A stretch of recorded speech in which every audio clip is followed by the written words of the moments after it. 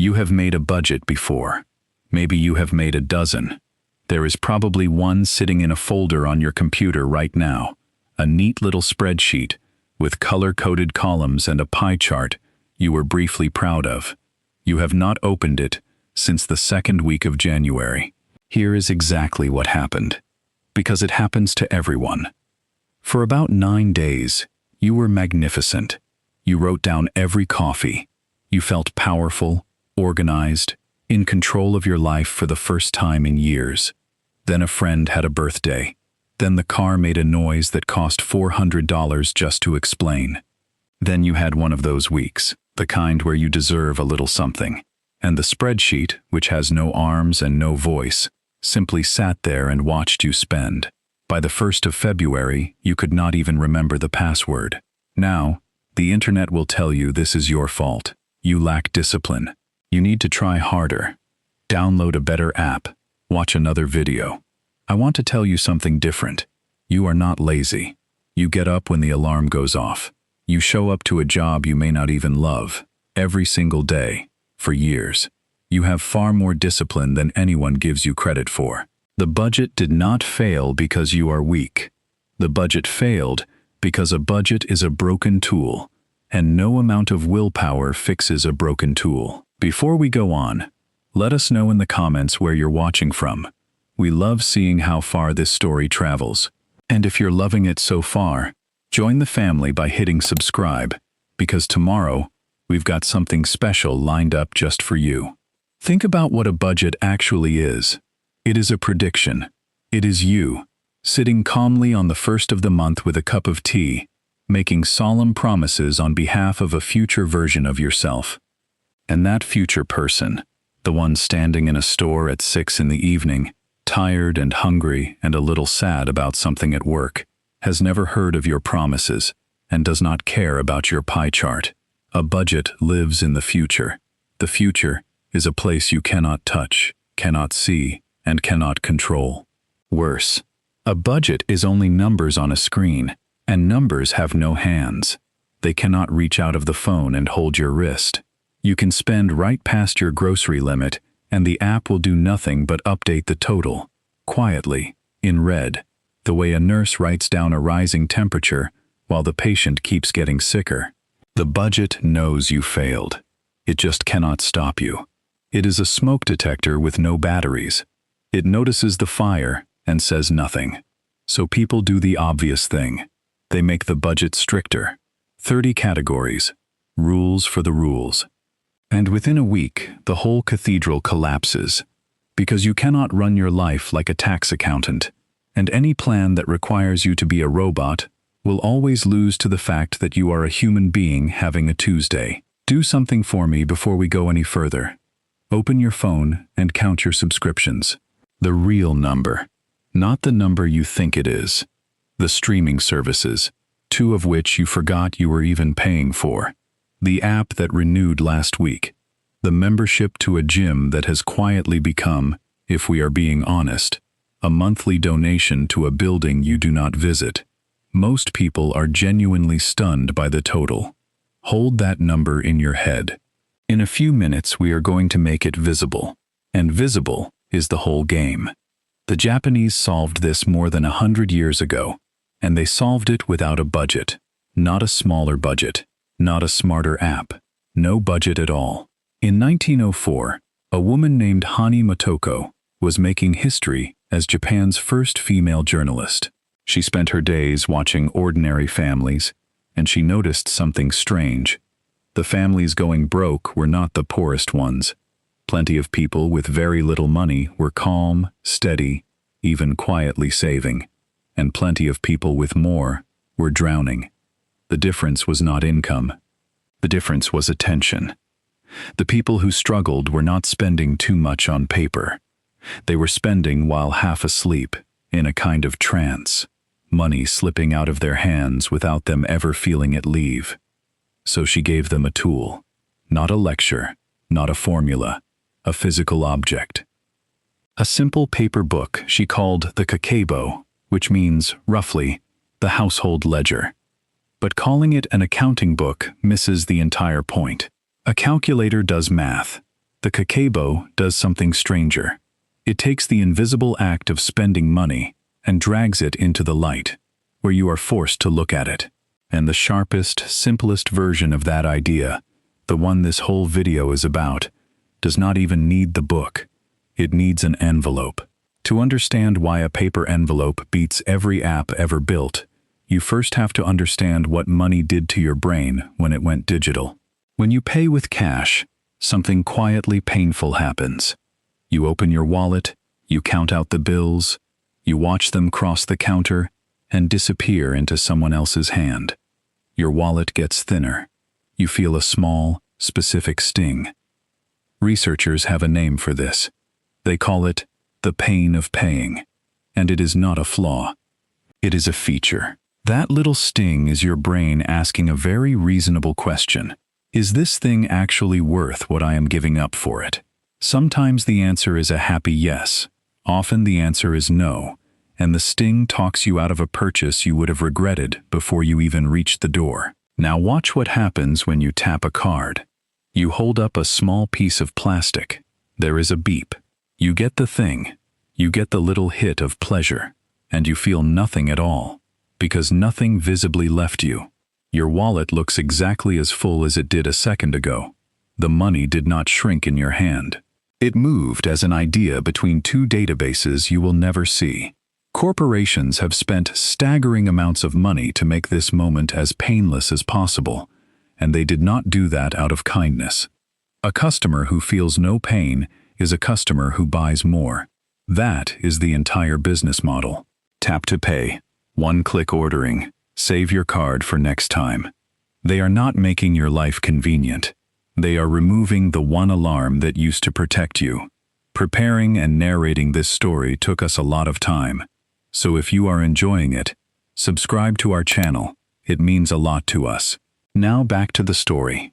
There is a second thing happening, and this is the part almost nobody hears about. A Nobel Prize-winning economist named Richard Thaler spent his career on a simple, powerful idea called mental accounting. It turns out your brain does not treat all money as one big pool.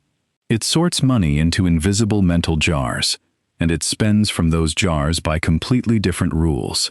$100 that feels like fun money vanishes without a second thought.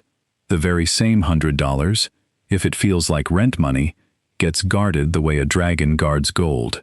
Same money, same amount, totally different behavior, based entirely on which jar your brain believes it is in. Here is why that matters more than anything else in this video. When all your money sits in one checking account, glowing on one screen, your brain cannot tell the jars apart. Rent money, food money, savings, and pure play money all blur into a single number, and that number always looks bigger than it really is. So you spend against the whole pile. The envelope fixes this in the crudest, most beautiful way imaginable. It takes the invisible jar in your head and turns it into a real object you can hold. Now the fun money is literally in a different container than the rent money. Your brain stops guessing. The line is drawn in paper, and paper does not blur. So here is the method, and I want you to notice what it never asks you to do. It does not ask you to predict the future. It does not ask you to log every transaction into an app at the end of a long day. It does not ask you to invent 30 categories or forecast how much you will feel like Thai food 3 Wednesdays from now. It asks you to do something a child could do. On the first of the month, before you spend a single dollar on yourself, you take the money that is not really yours and you send it away. The rent, the bills, the non-negotiable cost of staying alive, all of that goes where it goes immediately. And then the savings. This is the part almost everyone gets backwards. Most people try to save whatever is left at the end of the month. And since there is never anything left at the end of the month, they never save a cent. You flip it. Your savings come out first, off the top, before the fun gets a vote. Treat your future self like the strictest landlord you have ever had, the kind who collects the rent on the first and does not accept excuses. Now look at what is left. That, and only that, is your spending money for the entire month. And this is where the paper comes in. You take that remaining money out as cash, and you split it into a few envelopes. Not 30, a handful. You only need envelopes for the places where you actually bleed, and you already know exactly where those are. For most people, it is the same short list: eating out, little treats and shopping, going out with friends. Those envelopes get filled, and that is the whole thing. There is no budget, because the envelope is the budget, made of paper, and it enforces itself. Picture it in a real moment. It is the third week of the month and you are out with friends, and someone suggests one more round. You reach for the going out envelope, and you can feel how thin it has become. Not a number in an app you would have to open and interpret. Weight, or the lack of it. And in that half second you make a decision your budget could never force. Maybe you say yes, because it is worth it, and there is plenty left. Maybe you say this one is on me next time, and you go home with money still in your pocket and nothing to regret in the morning. The envelope did not shame you into anything. It just told you the truth about how much was left, and let you be an adult about it. And when an envelope finally runs empty, that part of your life is simply closed until next month. There is no overdraft. There is no putting it on a card and dealing with it later. A paper envelope with nothing in it cannot buy you a cocktail, and it does not care how you feel. That is precisely why it works. The app begs you to stop and you swipe the warning away. The way you ignore a seatbelt chime, the envelope does not beg, it just runs out. Before we go on, do this in your head right now. Picture your own envelopes for this month. Which one empties first? Which one embarrasses you a little, just to imagine? Hold on to that answer. We are going to come back to it. Now, most people who try this hit the same wall in the second month, so it is worth arming you against it before it ever happens. Life ambushes you. The car needs a repair. A wedding invitation shows up, and suddenly you owe a gift and a hotel. Your phone, which has been dying slowly for a year, finally dies for good. And these things feel like emergencies, so you raid your savings, or you reach for the very card you were trying to bury, and you tell yourself it does not count because it was an emergency. Here is the truth the old warriors understood. The good samurai does not prepare for the battle he hopes will never come. He prepares for the one he knows is coming. You do not know which appliance will break, but you know, with total certainty, that something will. Cars need repairs. People get married. Machines die. None of this is a surprise. It only feels like a surprise because you refuse to plan for a thing you already knew was true. So you build one more envelope, and this is the one that changes everything. Call it the someday envelope. Every month, a small amount goes into it, quietly, whether or not anything is wrong. A little at a time, ignored, forgotten. And then the car breaks, and instead of panic, instead of debt, instead of a bad night staring at the ceiling doing math, you simply open a paper envelope that already has the money in it. The emergency still happens. You just paid for it in advance, back when you were calm, which is the only time any human being makes a good decision. You turned a crisis into a chore. That is what preparation actually buys you. Not more money. Peace. Something quiet happens to people a few months into this, and it surprises them every single time. They expect to feel deprived. They brace themselves for a grim life of misery and plain rice. Instead, they discover that they did not actually want most of what they used to buy. There is an old Japanese idea, taru o shiru, which means to know what is enough. Modern life is a machine built specifically to make sure you never learn it. Every screen you own is engineered to leave you feeling slightly incomplete, one purchase away from being finally, truly happy. The envelope quietly switches that machine off. When the fun money is finite and sitting in your hand, you stop spending it on things you never wanted in the first place. And when you look back honestly, a lot of that spending was never about the thing at all. You were bored. You were stressed. You were trying to impress people whose opinion you do not actually respect. Strip that away, and a strange amount of money appears, Money you can now spend on things that are genuinely yours. Books, a trip, learning something, time. There is a companion to that idea called motenai, a deep discomfort with waste, a sense that things deserve some respect. You feel it the moment you start caring for what you already own, instead of endlessly replacing it. You polish the old shoes before you buy new ones. You fix the shirt instead of throwing it out. And here is the part nobody warns you about. The envelope is a mirror, and mirrors do not flatter. When you divide your money into physical piles, you are forced to see where it truly goes, and where it goes is a confession. If you say your family matters most, but the going out envelope is always empty, and the family never sees a dollar, the paper has caught you in a lie, not out of cruelty, out of honesty. It just shows you, in an object you cannot argue with, the gap between who you say you are and what you actually do with your money. And this brings us to the real prize, which was never about money at all. There is a particular kind of anxiety that comes from money, and if you have it, you recognize it instantly. It is not loud. It is a low hum underneath everything. It is there when you wake up, before you are even fully conscious. It is there in the checkout line. It is there at 11 at night when you cannot sleep, and your mind starts doing math it can never quite finish. Can I afford this? What if the car goes? Is there enough? That hum is expensive in a way that has nothing to do with dollars. It eats your patience. It eats your focus. It sits between you and the people you love, so that you are physically at the dinner table and mentally somewhere else entirely, running numbers. The envelope silences the hum, and the reason is beautiful once you see it. The decision is already made, and it is already enforced, from back when you were calm.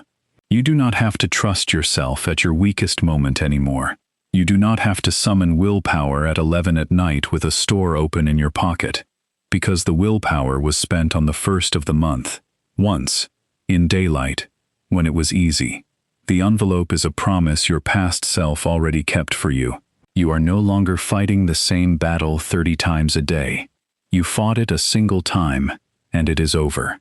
That is the quiet secret of this whole thing. It looks like a system for controlling money. It is actually a system for buying back your own mind. The old warriors had a saying, that a man who cannot govern his own resources cannot govern anything else. If your money runs you, then every alarm, every subscription, every casual tap is pulling a string, and you dance. The envelope cuts the strings. Not with an app, not with a Nobel Prize, not with a spreadsheet you will abandon by January. With a piece of paper, a pen, and the willingness to look at the truth once a month. You do not need to earn a fortune to stop the bleeding. You do not need to become a different person. You need to make the invisible visible. Draw the line in paper, and let the paper do the work your willpower was never built to do alone. So here is what I want from you, and I want you to actually do it, not just nod along. Remember that envelope from earlier, the one that empties first, the one that embarrassed you a little to picture? Name it. Down in the comments, right now. Tell me the single expense that drains you every month and gives you almost nothing back. The subscription you forgot you had, the habit you do on autopilot, the little tap you make when you are bored. Say it out loud, in writing, where you cannot hide from it. Then do one thing this week. Take one envelope, put this month's cash inside it, and when it is empty, let it be empty. That is the whole beginning. Everything else follows from that one piece of paper. Stuff the envelope, draw the line, and take your mind back. That's our story. If you enjoyed it, hit like, subscribe, and turn on the bell. And tomorrow, more stories are waiting for you.